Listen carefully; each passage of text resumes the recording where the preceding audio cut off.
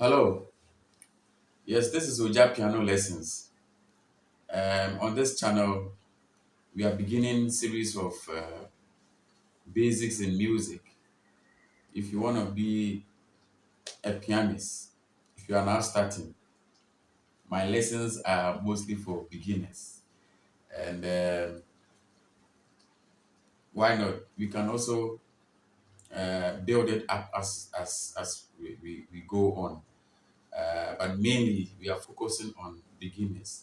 So we're going to look at basics in music.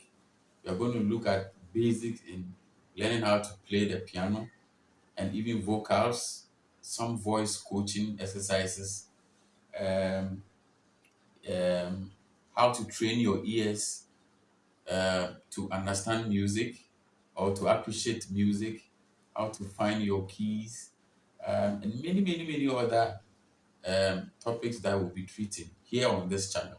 So what you have to do is that subscribe to this channel, like, share to like minds, people who also want to understand some of these rudiments, uh, basics in music. And on today's lessons, we are going to talk about musical keys or keys, and we just have to understand that every music is produced or built on a particular key. So we're going to learn what are these keys and what are the differences among all these keys. You probably might hear somebody talk about give me this key or that key or this song was sung or done in this key. We need to understand all of that. And that's why we are here. On this particular episode, we are going to dissect into what musical keys is all about. And to start with, let me draw an analogy. You are you have a home, or you are with your family at home, and I like to always break things down to the level that everybody will understand. So if you have a room assigned to you in your home, your other siblings, your mom, your dad, and everybody living in the house have their various rooms assigned to them. I'm sure you know that they all have their keys that gives them access to the room. And if you don't have your key, you can't access your room. Also, don't forget that your key cannot access another room, or you cannot use your key to access another room. That is how it is. So, practically, what I mean is that let's equate every room or each room in your home to several other music or songs. So, every song that you line them up is equal to one room. What it means is that you need a specific key to access the music, especially if you want to be the one playing the music, not the one listening. Listeners do not really care about the key, they only want to enjoy the music.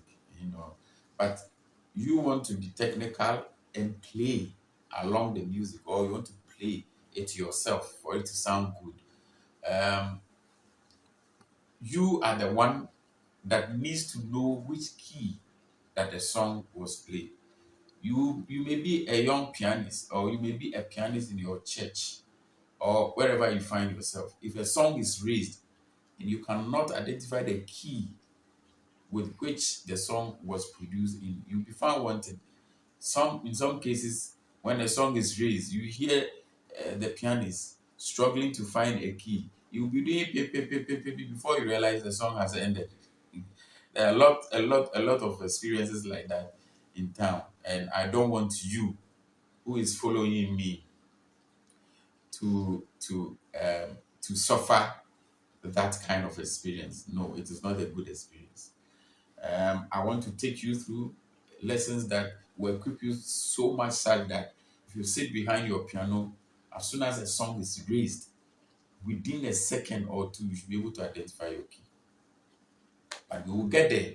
But today, we want to understand what are the keys. I want to take you through the various types of keys and what they do and their names and what comes with it. All right. Okay. So let's take a break briefly. I'll come back.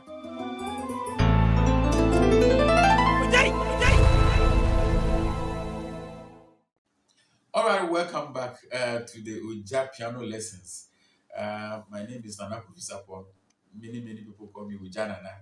So you are on this channel. Follow me. Let's get the rudiments of music, the basics of music. As I said before we went on break, we are going to learn keys. On the piano, I'll show you the easiest way to identify your keys. However, I want you to understand that if we start working on a song, there must be a key. So the composer went to the studio to start working on a song. Both the composer and the music producer or the engineer, they have a key on their mind based on the vocal capabilities of the vocalist. Mostly, that's how the key is determined based on the composition and the vocal range of the singer or the vocalist. We choose a key for the song, and you, the pianist who is going to try to play the song, you need to understand that key. So basically, what that's all that understanding keys is all about. Now, on the in music, basically, we have seven major keys, and they are in alphabetical order.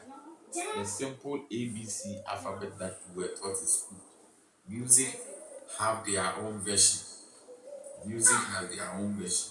And they start from A, B, C, D, E, F, and G.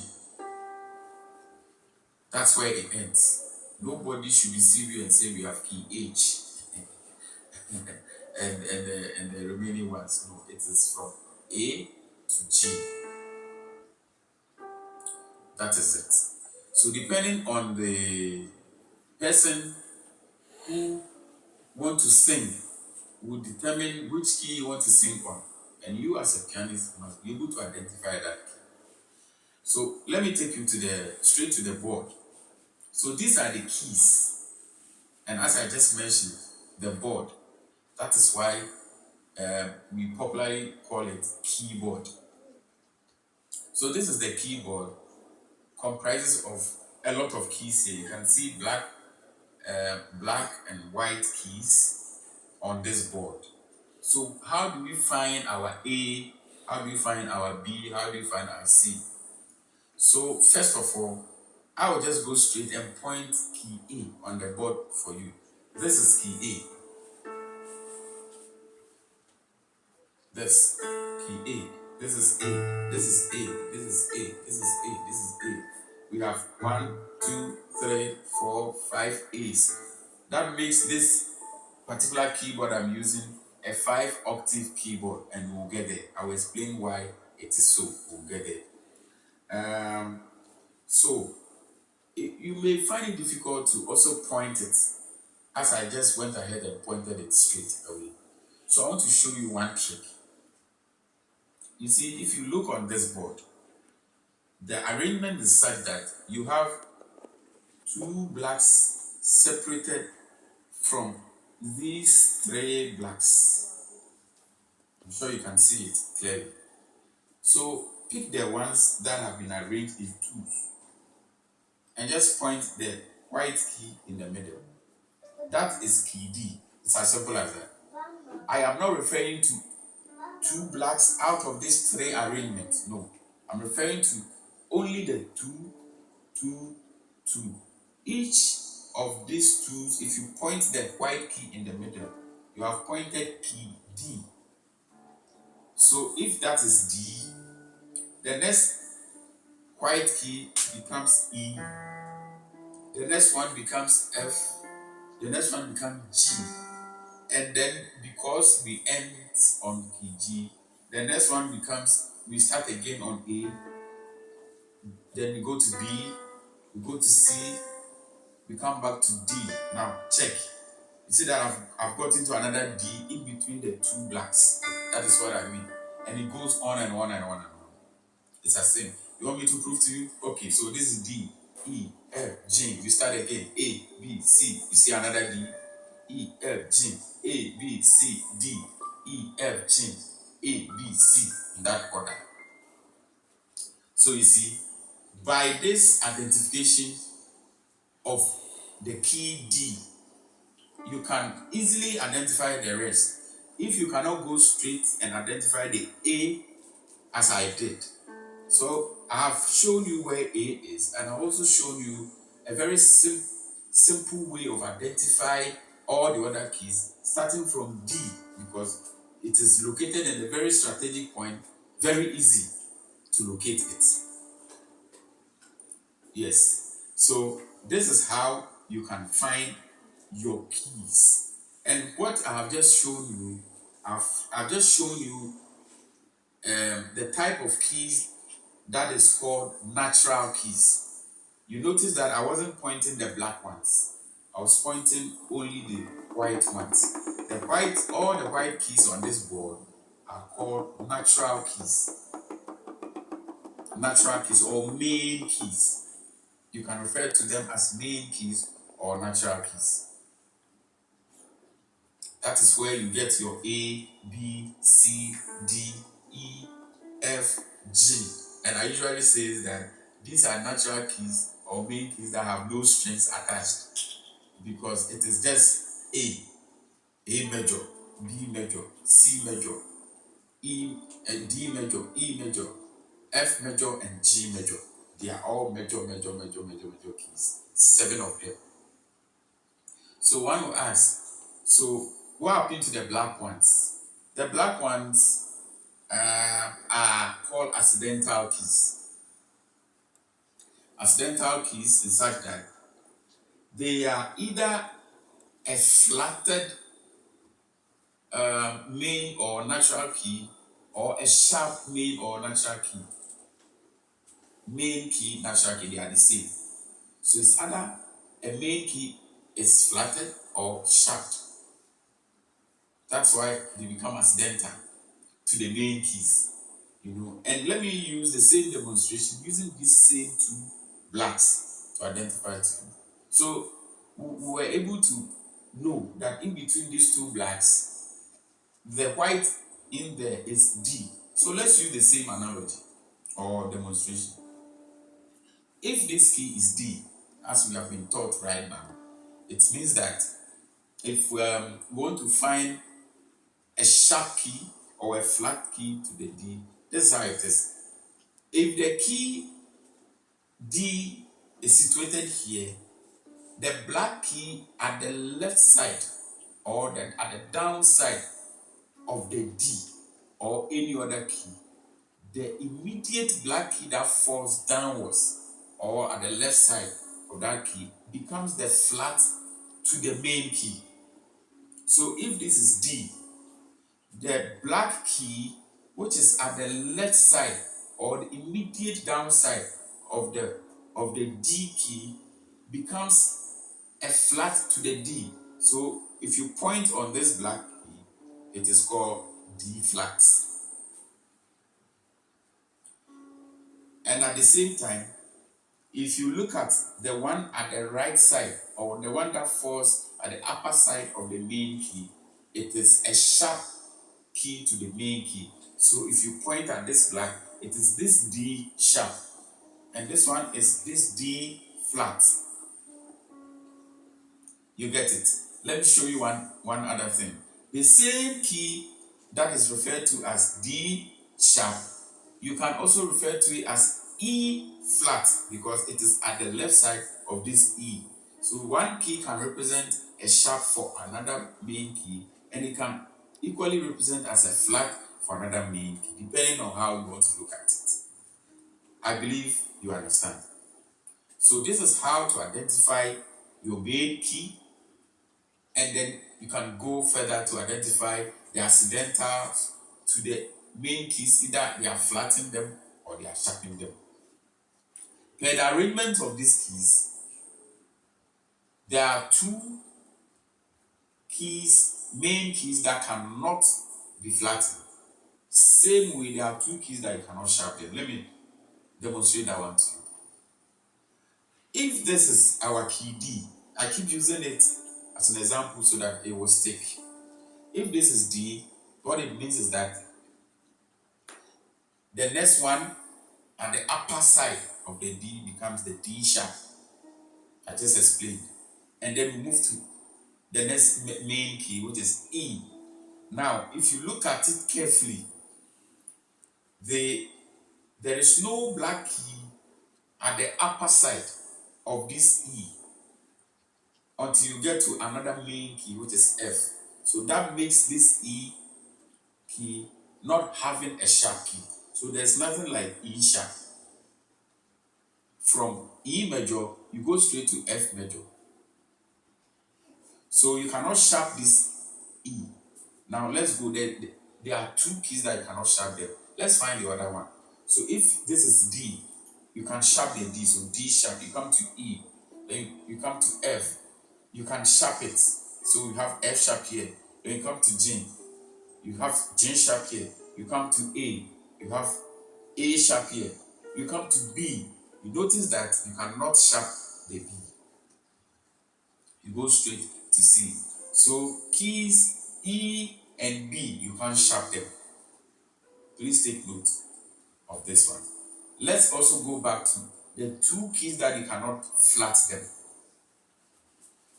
Let's start again on key D. Now we are talking about flatting, so we have to fall back because we are flatting. That is basically what it means. So if this is key D, you fall back on the next available black key, you get your D flat. And then the next main key is your C. Now look at C. From C to B, there is no black there immediately. So it means this C, you cannot flat it. You go straight to B. And then you flat the B, you get your B flat here. You come to A, then you get your A flat here. You come to G, then you get your G sharp here. You come to F, then you notice that there's no black there at the downside of the F, so you cannot flat the F. So keys C and key F, you can't flat them. So this is another thing to note. If I'm going to set exams questions, these are some of the key points that I will bring into the examination. So get ready, I'm going to examine you. So in terms of sharps, the two main keys that you cannot sharp are E and B. And then the two main keys you cannot flat are C and F. So basically, this is what it means when in terms of flatten and sharpen. And this is how easy it is to identify keys on the keyboard. I'm sure if I come to you next time and I ask you to point a key on the keyboard, I'm not talking about the keyboards that the keys have been indicated on it by felt pen or marker or anything. No, you need to understand it from this perspective. So let's go over it again before I bring this session to an end. We want to identify if you are given a keyboard right now to start pointing the keys, how are you going to do it? How are you going to do it? Follow my steps. They are very simple. Look at these two blacks separated from these three blacks, and in between the two blacks, the white key, which is referred to as the main key or natural key. That white key is automatically key D major or D. And I've told you the keys are 7. It's from A to G. But I'm starting from D just for identification purpose. An easy identification purpose. So if you get your D here, the next white key is E. The next one is F. The next one is G. Then because we end at G, the next you start from A, you go to B, you go to C, you go to D. Then you carry on to E, F, and G. It follows in that order. I mentioned octave. Let me briefly tell you what it is. Then we can bring this session to a close. If you count 7 keys, or from D to another D, it becomes one octave. So between D, E, F, G, A, B, C, D is one octave. If you count again, you get another octave. If you count again, D to D, you get another octave. If you count again, you get another octave. How many octaves did we get? 1, 2, 3, 4, 5. So this keyboard is a 5 octave keyboard. It applies to all the keys.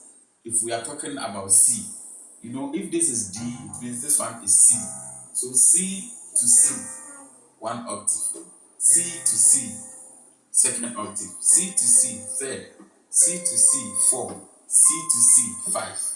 So you get 5, 5, 5, 5 on all the keys. That is what an octave means. There are some of the keyboard that are longer, that is longer than this one. You may get 7 octave, you may get 8 octave, and so on and so forth. So this ends today's lesson. I'm sure if you are brought before any keyboard at all in the whole world, per this lesson, you are able to identify each one of the keys on this keyboard. Previously or initially, it may seem very hunyang. It may seem very scattered in your eyes. You may not understand what is this arrangement. I'm sure I've broken it down so easily for you to understand. Now you can point out any key and give it a name or mention its name. Thank you very much for following this one. The next lesson, we are going to begin to work on each of the key. We are going to learn the surface based on each key. What it means is that if you pick a key, there are a surface that helps us build melodies. When I mention melodies, what I mean is the sound in the music. Every sound that is made in music can be referred to as melodies. Now, how to create these melodies, we will get there. I think that's the next lesson. I'm going to take you through that. And everything that we will do will be based on one of these keys. That is why it is important to understand which keys we want to build our music on. Thank you very much. Please subscribe, like, and share this piece of lessons for others who want to begin to understand how this piano works. Uh, Share the links to them, and God will bless you. Thank you very much.